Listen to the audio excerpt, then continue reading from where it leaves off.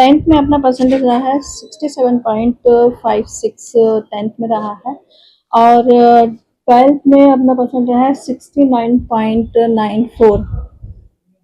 Ma'am अगर 10वीं या 12वीं की जो मेरिट लिस्ट आई है उसमें क्या स्थिति है? इंदौर जिले के कुछ बच्चों ने टॉप किया है। इंदौर जिले के जो बच्चे हैं उसमें हाई स्कूल में एक बच्चे ने किया है टॉप तो नहीं बोल सकते, 9th पोजीशन पे आई है वो, कृष्णा खाजेकर। इसका वो रहा है 491 नंबर आए हैं। और 12th में 4 बच्चों ने किया है, मेरिट में पोजीशन बनाई है। फर्स्ट पोजीशन में है तन्वी कुमावत, तीरथ भाई कलाचंद इंदौर की बच्ची है। और कॉमर्स में है 6th पोजीशन यासी धनरिया। और मैथ्स विषय में अथर्व देशमुख जी हैं जो 7th पोजीशन में है। और कॉमर्स में एक और बच्ची है जो 9th पोजीशन में है, जानवी कुशवाहा। इसके नंबर हैं 482। मैम अगर पिछले साल की तुलना में बात करें तो इस साल 10वीं वाले का रिजल्ट तो पिछले वर्ष जो रिजल्ट रहा था वो इंदौर का 74 12th में रहा था और 10th में 75.40 रहा था। उस हिसाब से किसमें गड़बड़ हुई है? बढ़त हुई है अपने इंदौर में। 12th में बढ़त हुई है पर 10th में बढ़त हुई है, 12th में थोड़ा सा। संभाग का बताते हैं, संभाग का क्या रिजल्ट रहा है? संभाग का भी बिल्कुल, संभाग का रिजल्ट आपको कौन सा चाहिए? आपको 10th का बता देते हैं।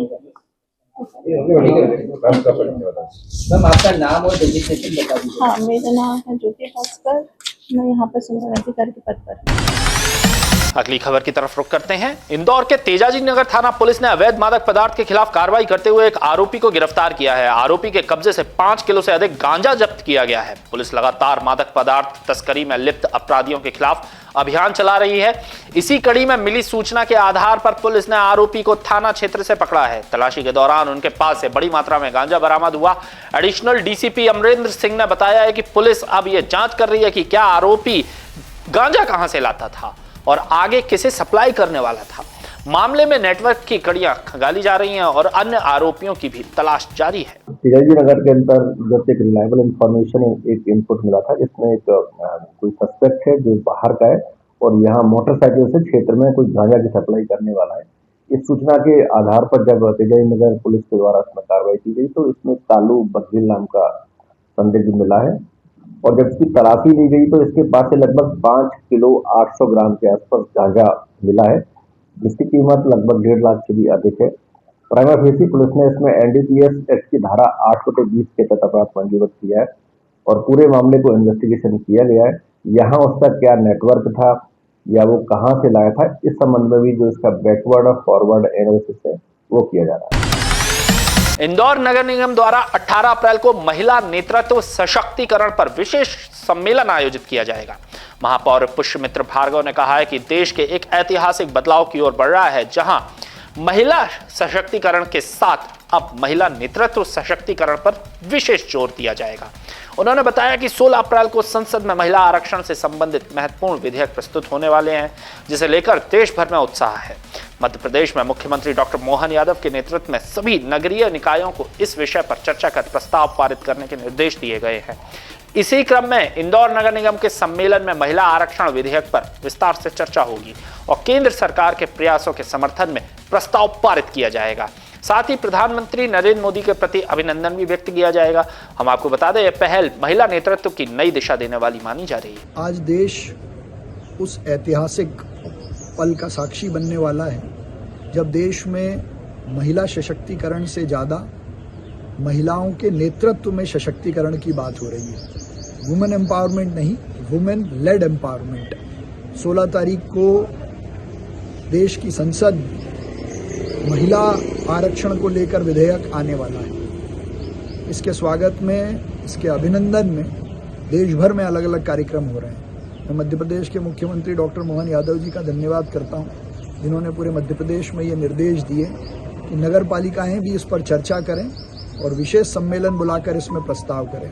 इंदौर नगर निगम भी अपना विशेष सम्मेलन 18 तारीख को आयोजित कर इस महिला केंद्रित और महिला के आधार पर न केवल महिलाओं के देश के सशक्तिकरण के इस विधेयक पर नगर निगम इंदौर चर्चा भी करेगी और केंद्र सरकार के समर्थन में मोदी जी के इस प्रयास में उनके अभिनंदन का प्रस्ताव भी पारित करेगी। इंदौर में नारी शक्ति वंदन अधिनियम के समर्थन में भाजपा महिला मोर्चा और विभिन्न सामाजिक संगठनों की महिलाओं ने बाइक रैली निकाली। रैली की शुरुआत राजवाड़ा स्थित लोकमाता अहिल्याबाई होलकर की प्रतिमा को नमन करके की गई। इसके बाद सैकड़ों महिलाएं पीएम मोदी को धन्यवाद देते हुए तख्तियां लेकर 2 पहिया वाहनों से गांधी प्रतिमा तक पहुंची। रैली के दौरान महिलाओं ने जोरदार नारेबाजी करते हुए केंद्र सरकार के फैसले को ऐतिहासिक बताया। हालांकि आयोजन उस समय चर्चा में आया जब ज्यादातर महिलाएं बिना हेलमेट के वाहन चलाती नजर आईं। यातायात नियमों की अनदेखी पर सवाल उठने पर कुछ महिलाएं कैमरे के सामने असहज दिखीं और माफी मांगते हुए कहा कि जोश में ध्यान नहीं रहा, आगे से हेलमेट का पालन करेंगी। इंदौर में हेलमेट अनिवार्य होने के बावजूद इस घटना पर सवाल खड़े हो गए हैं। हमने अहिल्या देवी की प्रतिमा को माल्यार्पण करके राजवाड़े से निकाली है और इस यात्रा का उद्देश्य यह है कि जो मोदी जी ने महिलाओं के बारे में सोच रखी है कि राष्ट्र निर्माण में महिलाओं की भी भूमिका होनी चाहिए, नारी शक्ति वंदन अधिनियम जो बिल वो पास करने वाले हैं, उसके उत्साह में, उसकी खुशी में और मोदी जी को थैंक यू बोलने के लिए ये यात्रा निकाली गई है। मोदी जी का जो ऐतिहासिक ये बिल को लेकर महिलाओं को जो बराबरी का हक देने के लिए एक पहल है, इस निर्णय को हम जो 16, 17, 18 के तारीख में बिल संसद में जाने वाला है उसके समर्थन में ये यात्रा निकाल रहे हैं, जिससे हमारी बराबरी का जो हक मोदी जी हमें देना चाहते हैं उसकी सहमति के लिए हम उन्हें आभार व्यक्त करने के लिए यात्रा निकाल रहे थे। अगली खबर की तरफ रुख करते हैं।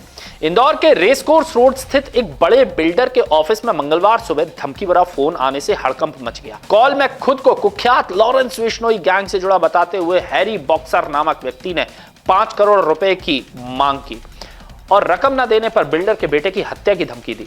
Crime branch DCP Rajesh Tripathi के अनुसार सुबह करीब 10:30 बजे ऑफिस के लैंडलाइन व्हाट्सएप नंबर पर कॉल आया, जिसे एक महिला कर्मचारी ने रिसीव किया। कॉल करने वाले ने सीधे धमकी देते हुए कहा है कि पैसे नहीं देने पर बेटे को गोली मरवा देंगे। आरोपी ने पुलिस को भी चुनौती दी है और दावा किया है कि वह परिवार की हर गतिविधि और लोकेशन की जानकारी रखता है। बाद में वॉइस मैसेज में भी धमकी दोहराई गई। पुलिस मामले की जांच कर रही है। हम आपको बता दें कि स्टाफ ने शुरुआत में इसे किसी की शरारत या मजाक समझा, लेकिन जब उसी नंबर से वॉइस मैसेज आया और उसमें बिल्डर के परिवार की सटीक लोकेशन का जिक्र किया गया तो सभी के पैरों तले जमीन खिसक गई। इंदौर के व्यवसायी हैं जो बिजनेस करते हैं, उनके द्वारा एक शिकायत की गई थी कि उनके पास में कोई मैसेज, कॉल, वीपीएन के माध्यम से थ्रेटनिंग कॉल आया था, जिसमें बिश्नोई गैंग का उल्लेख करते हुए उनसे फिरौती की राशि मांगी गई थी। और इस मामले में इंदौर क्राइम ब्रांच ने एक अपराध भी पंजीबद्ध किया है, मामले को इन्वेस्टिगेशन में लिया है, साथ में सुरक्षा भी मुहैया, जो शिकायतकर्ता आवेदक है उनको सुरक्षा भी मुहैया कराई गई। अगली खबर की तरफ रुख करते हैं। इंदौर में कांग्रेस के पूर्व मंत्री सज्जन सिंह वर्मा के निवास पर प्रतिपक्ष नेता उमंग सिंघार पहुंचे और हाल ही में वर्मा की दिवंगत धर्मपत्नी को पुष्पांजलि अर्पित की। इस दौरान उन्होंने परिवार से मुलाकात कर संवेदना व्यक्त की। मीडिया से बातचीत में उमंग सिंघार ने कई अहम मुद्दों पर सरकार को घेरा उन्होंने इंदौर में वंदे मातरम से जुड़ी घटना पर कहा है कि इस तरह की घटनाओं पर पार्टी स्तर पर समय रहते कार्रवाई होनी चाहिए। भागीरथपुरा क्षेत्र में जल प्रदूषण के मुद्दे पर उन्होंने कहा है कि पॉल्यूशन कंट्रोल बोर्ड की रिपोर्ट में कई जगह सैंपल फेल पाए गए हैं जो गंभीर स्थिति को दर्शाते हैं। उन्होंने आरोप लगाया कि दूषित पानी के कारण लोग गंभीर बीमारियों यहां तक कि कैंसर से भी पीड़ित हो रहे हैं। उन्होंने कहा है कि यह मुद्दा विधानसभा में लगातार उठाया जा रहा है और कांग्रेस जनता के साथ खड़ी है, जबकि सरकार को इस पर गंभीरता से ध्यान देना चाहिए। क्या हुआ तो आपको पता है, जिस प्रकार से एनजीटी की या पॉल्यूशन कंट्रोल बोर्ड की रिपोर्ट आई, जो जांचें हुई, उसमें भागीरथपुरा के पूरे इंदौर में कई जगह के सैंपल लिए गए और उसमें सैंपल फेल पाए गए।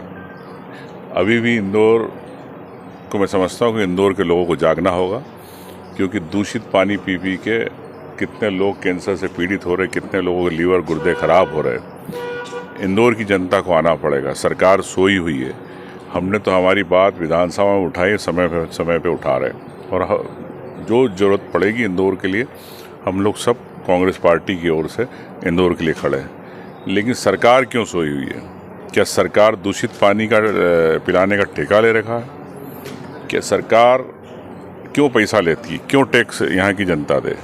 मैं तो इंदौर की जनता को कहना चाहता हूँ, जब तक आपको शुद्ध पानी नहीं मिले, जब तक आपको टैक्स नहीं देना चाहिए। अब देखिए, मैं समझता हूँ कि ये उनका निजी बयान होगा।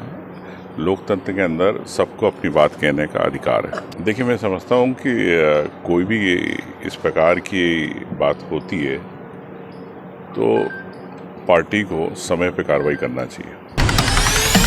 अगली खबर की तरफ रुख करते हैं। नाबालिग लड़की के साथ मारपीट का वीडियो वायरल होने से इंदौर में सनसनी फैल गई। घटना की जांच तुकोगंज थाना पुलिस कर रही है। मामला तुकोगंज स्थित रुस्तम के बगीचे क्षेत्र का है, जहां एक सहेली के फ्लैट पर दो युवतियों ने नाबालिग को बुलाकर उसके साथ बेरहमी से मारपीट कर दी। आरोप है कि पूरा घटना का वीडियो भी बनाया गया, जो अब वायरल हो गया है। टीआई के अनुसार मामले की जानकारी मीडिया से मिली है और वीडियो के आधार पर सभी पक्षों को थाने बुलाकर समझाइश दी गई है। मारपीट करने वाली और पीड़िता सभी नाबालिग हैं। पीड़िता ने अभी तक शिकायत दर्ज नहीं कराई है। शिकायत मिलने पर आगे कार्रवाई की जाएगी। बताया जा रहा है कि पहले हुई कहासुनी के चलते ये घटना हुई। इंदौर के वेयर हाउस रोड स्थित सियागंज क्षेत्र में पिछले 1 वर्ष से जर्जर सड़क और प्रशासनिक अनदेखी से परेशान व्यापारियों ने अनोखे तरीके से विरोध दर्ज कराया है। क्षेत्र की सड़क का नाम गीतेश तिवारी मार्ग रखकर इसका प्रतीकात्मक उद्घाटन 16 अप्रैल को सुबह किया गया है। कार्यक्रम में व्यापारी, स्थानीय नागरिक और जनप्रतिनिधि बड़ी संख्या में शामिल होंगे। व्यापारियों का कहना है कि लगातार शिकायतों के बावजूद सड़क का निर्माण नहीं हुआ, जिससे व्यापार और आवागमन प्रभावित हो रहा है। कार्यक्रम का नेतृत्व कांग्रेस सेवा दल कार्यवाहक अध्यक्ष विवेक खंडेलवाल और कांग्रेस ब्लॉक अध्यक्ष गिरीश जोशी कर रहे हैं। व्यापारियों की प्रमुख मांग वेयर हाउस रोड की तत्काल मरम्मत और क्षेत्र की मूलभूत सुविधाओं में सुधार है। व्यापारियों ने चेतावनी दी है कि यदि जल्द समाधान नहीं हुआ तो आंदोलन और तेज किया जाएगा। इंदौर के वार्ड 8 में विकास कार्यों की नई सौगात दी गई है। क्षेत्रीय नेता अनवर दस्तक ने जूना रिसाला क्षेत्र में नर्मदा लाइन, ड्रेनेज और सीमेंट कंक्रीट सड़क निर्माण कार्यों का शुभारंभ बुधवार को गली नंबर 2 में स्टार चौराहा से अमन चौक होते हुए लोधी मोहल्ला और राज स्टूडियो से कैप्टन हाउस तक नर्मदा लाइन, ड्रेनेज लाइन और सीसी रोड के कार्य शुरू किए गए। लंबे समय से लंबित इन विकास कार्यों की शुरुआत से क्षेत्रवासियों में उत्साह देखा गया। इस अवसर पर स्थानीय नागरिक गुड्डू वकील, मोटे भाई मैकेनिक, महमूद भाई साइकिल वाले, हाजी साहब स्टार मेडिकल वाले, शकील भाई, कल्लू भाई, शहीद भाई पेंटर और जगदीश सेन सहित कई लोग उपस्थित रहे। क्षेत्रवासियों ने कार्य शुरू होने पर संतोष व्यक्त किया और इसे आवश्यक विकास कदम बताया। रुक करते अगली खबर की तरफ। इंदौर में नगर निगम ने सिंगल यूज प्लास्टिक के खिलाफ बड़ी कार्रवाई की है। निगम आयुक्त के निर्देश पर सियागंज क्षेत्र के वेयर हाउस रोड पर छापेमारी कर करीब 500 किलो प्रतिबंधित प्लास्टिक जब्त किया गया है। कार्रवाई के दौरान अमानक पॉलिथीन के 18 कट्टे बरामद हुए, जिनका कुल वजन लगभग 500 किलो बताया जा रहा है। निगम ने मौके पर 50,000 रुपए का चालान भी बनाया, जबकि सामान लाने वाले वाहन पर 5,000 रुपए का जुर्माना लगाया। हम आपको बता दें, यह पहला मामला नहीं है। इससे पहले भी इसी स्थान पर कार्रवाई कर करीब 1 लाख रुपए का जुर्माना लगाया जा चुका है। बावजूद इसके अवैध कारोबार जारी था। निगम अधिकारियों का कहना है कि शहर को प्लास्टिक मुक्त बनाने के लिए अभियान लगातार जारी रहेगा और नियम तोड़ने वालों पर सख्त कार्रवाई की जाएगी। फिलहाल कार्रवाई के बाद इलाके में हड़कंप की स्थिति है। एक गाड़ी की जानकारी आई थी कि जो गाड़ी चली है और बालदा इलाके से चली है और यहाँ पे सियागंज वेयर हाउस के सामने बालाजी ट्रेडर्स की दुकान है, वहाँ उसने कट्टे उतारे हैं। संबंधित इन्फॉर्मर की जानकारी पे हम स्पॉट पे आए, जानकारी सही होना पाई और उक्त गाड़ी में से जो माल उतरा था वो माल भी लगभग 18-19 कट्टे हैं, वो माल भी हम जब्त कर रहे हैं और संबंधित को स्पॉट फाइन की भी कार्रवाई कर रहे हैं। अब आगे की प्रोसेस क्या होगा? स्पॉट फाइन की कार्रवाई होगी, प्रतिबंधित पॉलीथीन माल पूरा जब्त होगा और बार बार अगर ऐसे लोग अगर ऑफेंस कर रहे हैं तो फिर भविष्य में जो है इनके विरुद्ध जो है न्यायालयीन कार्रवाई भी कराई जाएगी। स्पॉट फाइन अभी तय कर रहे हैं राशि, मैं सर से भी बात करता हूँ। लगभग 500-600 किलो माल है ये। कितने समय से ये पॉलीथीन सप्लाई कर रहे थे? नहीं, अभी ऐसी कोई जानकारी नहीं आई है तथ्यात्मक। पॉलीथीन जो है अभी भी चलन में है और हम लोग लगातार उस पर कार्रवाई कर रहे हैं और जैसे ही जानकारी आती है इमीडिएट, कुछ लोग ऐसे भी हैं जो हमको इस चीज़ की रिपोर्टिंग करते हैं कि इस तरीके का माल अभी भी चलन में है और यहाँ उतरता है तो हम तत्काल मौके पर पहुँच कर कार्रवाई करते हैं और ये लगातार कार्रवाई जारी रहेगी। प्रतिबंधित पॉलीथीन के विरुद्ध नगर निगम पिछले 7-8 साल से कार्रवाई कर रहा है और निरंतर कार्रवाई जारी रहेगी। और इसका माल कहाँ से आया और किसको सप्लाई हुआ? बालाजी ट्रेडर्स पे ये कट्टे उतरे थे, अभी इनके चढ़ाव पे हैं और इन्होंने स्पॉट फाइन की राशि भी इनसे वसूल की जाएगी। कहाँ से आया था ये माल? तो पीतमपुर और आसपास के लोगों से कहीं से भर के ये कट्टों के जरिए मंगा रहे हैं और इंदौर के उसमें सप्लाई कर रहे हैं, ऐसी जानकारी प्राथमिक हमारे पास है। ये अमानक है क्या सर पूरी पॉलीथीन? हाँ, प्रतिबंधित है ये पॉलीथीन जो है। 2017 से पॉलीथीन कैरी बैग जो है वो प्रतिबंधित है और लगातार नगर निगम इससे पिछले 7-8 साल से कार्रवाई निरंतर कर रहा है। अगली खबर की तरफ रुख करते हैं। इंदौर के महिला थाने में खजराना गणेश मंदिर के पुजारी पुनीत भट्ट के खिलाफ प्रकरण दर्ज किया गया है। यह मामला उनकी दूसरी पत्नी इंदिरा भट्ट की शिकायत पर दर्ज हुआ है। इंदिरा भट्ट ने आरोप लगाया है कि उनके साथ दहेज प्रताड़ना और मारपीट की गई। पुलिस ने विभिन्न धाराओं के तहत मामला दर्ज किया है। महिला थाना प्रभारी श्रद्धा यादव ने प्रकरण दर्ज होने की पुष्टि की है। इससे पहले इंदिरा भट्ट जन सुनवाई के दौरान पुलिस अधिकारियों से भी मिली थी और शिकायत दर्ज कराई थी। हम आपको बता दें, पुनीत भट्ट खजराना गणेश मंदिर के वरिष्ठ पुजारी स्वर्गीय मोहन भट्ट के पुत्र हैं। पुलिस मामले की जांच कर रही है। आज और ये पूर्व में लगाए सारे ही आरोप मिथ्या एवं निराधार हैं और उसमें से ना कुछ तो हास्यास्पद भी हैं। मैंने तो जो है ये भगवान व गणेश जी और न्यायालय पे मेरे को पूरा ये भरोसा है और इसी ये भरोसे पे मैं अब आगे ये बढ़ूँगा और सारे मामले जो है वो न्यायालय में ये विचाराधीन है और आगे समस्त साक्ष्य और समस्त चीज़ें मैं न्यायालय में ही पेश करूँगा। आज आपके जितने एलिगेशन लगाए गए जी, तो वो क्या सत्य है? सब मिथ्या और निराधार है, सब मिथ्या निराधार है। तो फिर ये वहाँ पर कैसे पहुँचे? सब तो वो जाने, ईश्वर जाने। सारी चीज़ें मिथ्या है और गलत हैं, इनसे सत्य से कोई सारोकार है नहीं और बड़ा बुरा लग रहा है। क्या बताएं। आज के इंदौर बुलेटिन में फिलहाल के लिए इतना ही। मुझे दीजिए इजाजत। आप लोगों से मुलाकात होगी कल फिर। तब तक जुड़े रहे राजीव टाइम्स के साथ। नमस्कार।